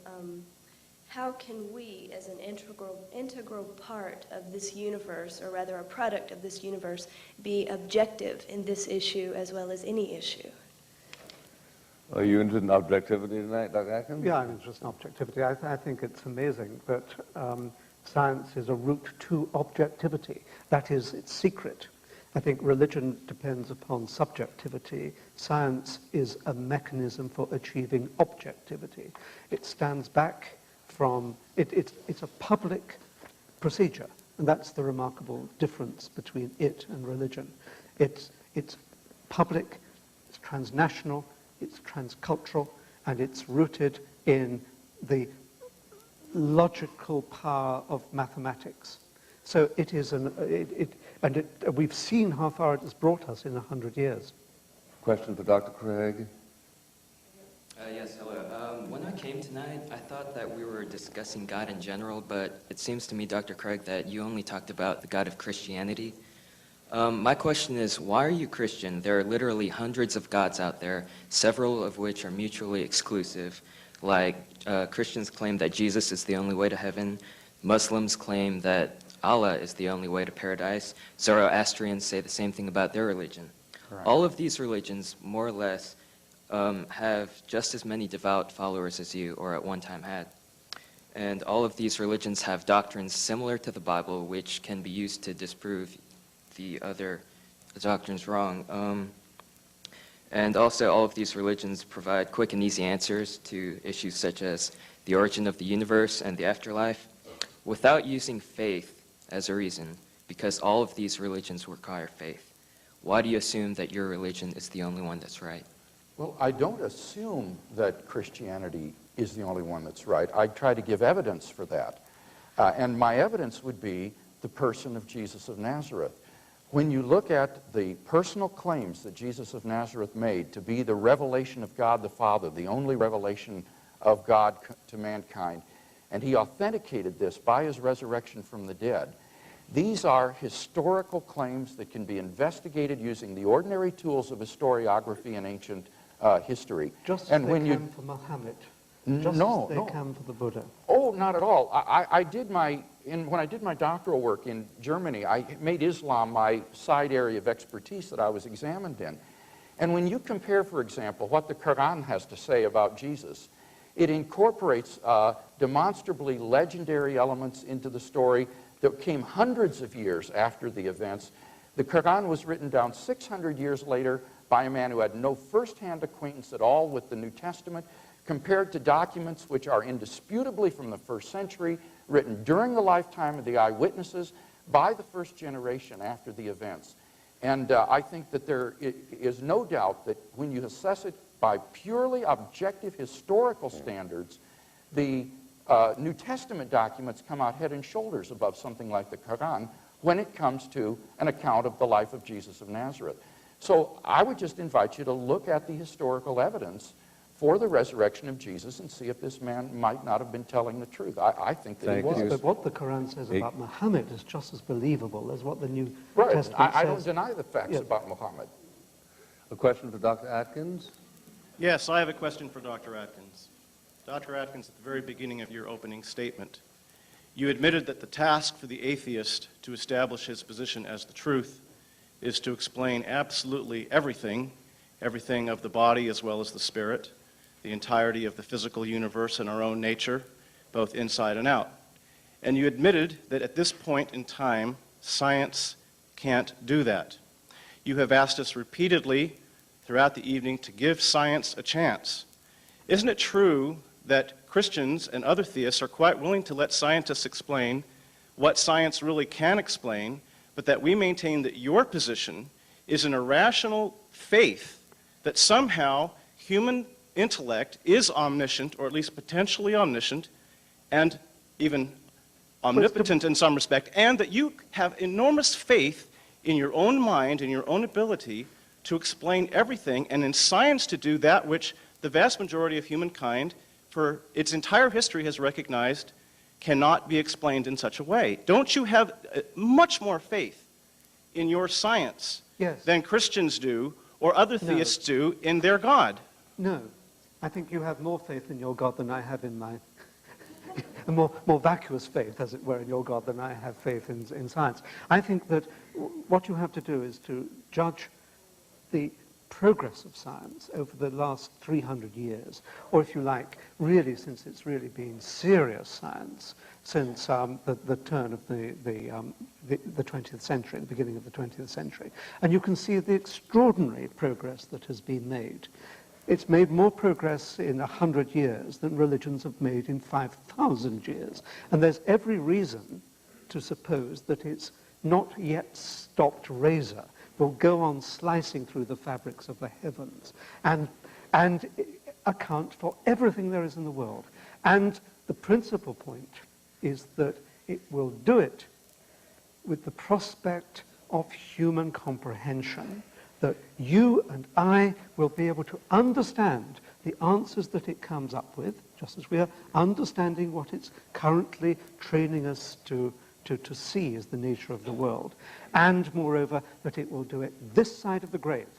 Now, any system of knowledge, of understanding, of comprehension, which says you'll understand it when you're dead, is an evil distortion of what it means to understand But no one has made that claim.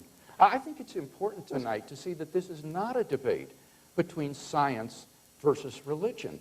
I'm excited about scientific progress, as are you, because it's been during this century that we've discovered things like the origin of the universe, the fine-tuning of the initial conditions of the universe for intelligent life. It seems to me that it is the very progress of science which is pointed toward God. We have two questions backed up here.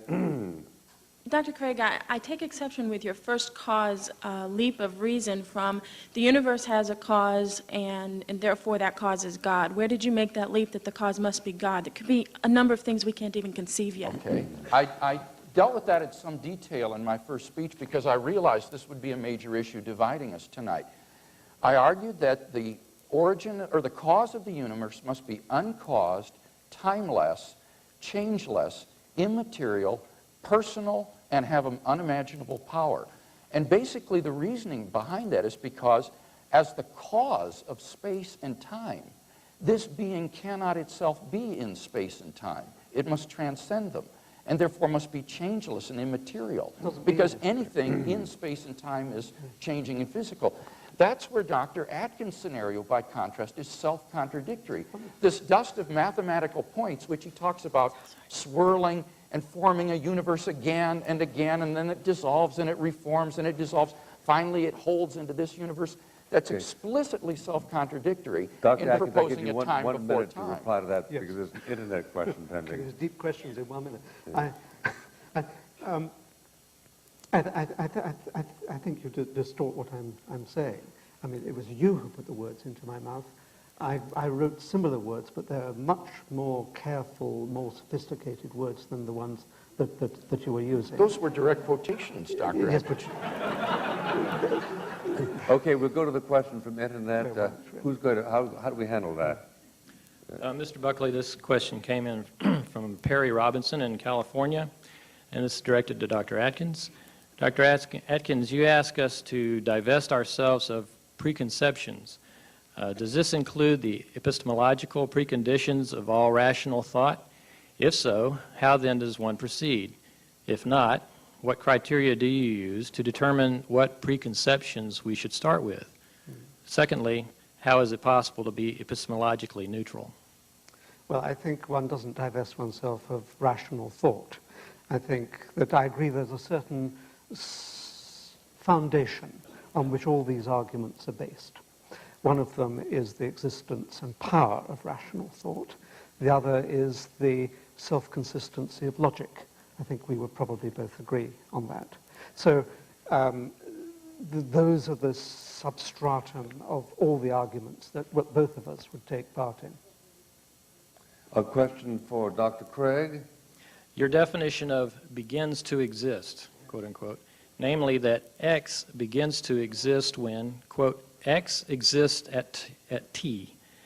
There is no time immediately prior to T at which X exists, and the actual world contains no state of affairs involving X's timeless existence, close quote, contains one clause that is not known a priori by any means, and one that seems decidedly ad hoc.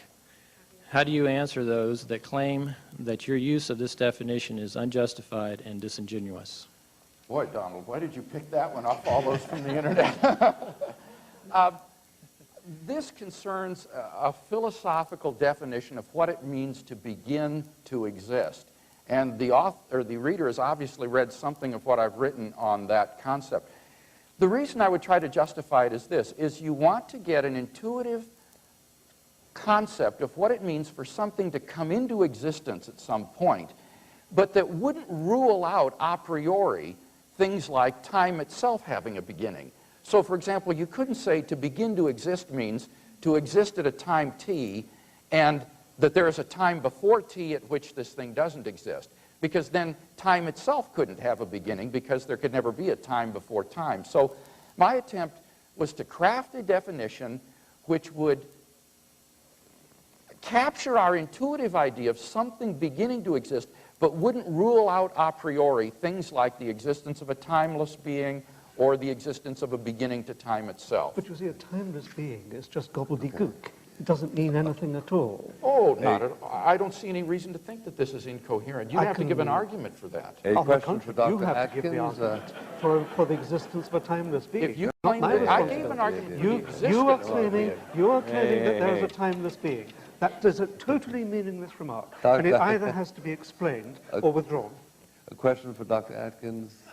Yes, Dr. Atkins, it would seem to me in an atheistic universe that if we took a hypothetical example of Adolf Hitler, that's obviously not hypothetical, but if we carry it to the extent that, let's suppose that society decided for whatever reasons that they wouldn't have punitive damages against someone like Hitler, because there is no such thing as right and wrong, as far as I'm understanding what you're saying about the universe. No. I'm saying there is right and wrong. They're not Okay, objective. well, the question is, what is the basis for it? Because, in other words, if Hitler lives his life and he's not punished and he's not overthrown, let me finish the question. If Hitler lives his life and he's not punished and he's not overthrown, and Mother Teresa lives her life and she goes through and they both die, in your universe, as I'm understanding it, there's no difference between the two of them when they die. There's no such thing as real justice in the universe because, in your scenario, well, there isn't justice in the universe, really. I mean, it's a justice-free world.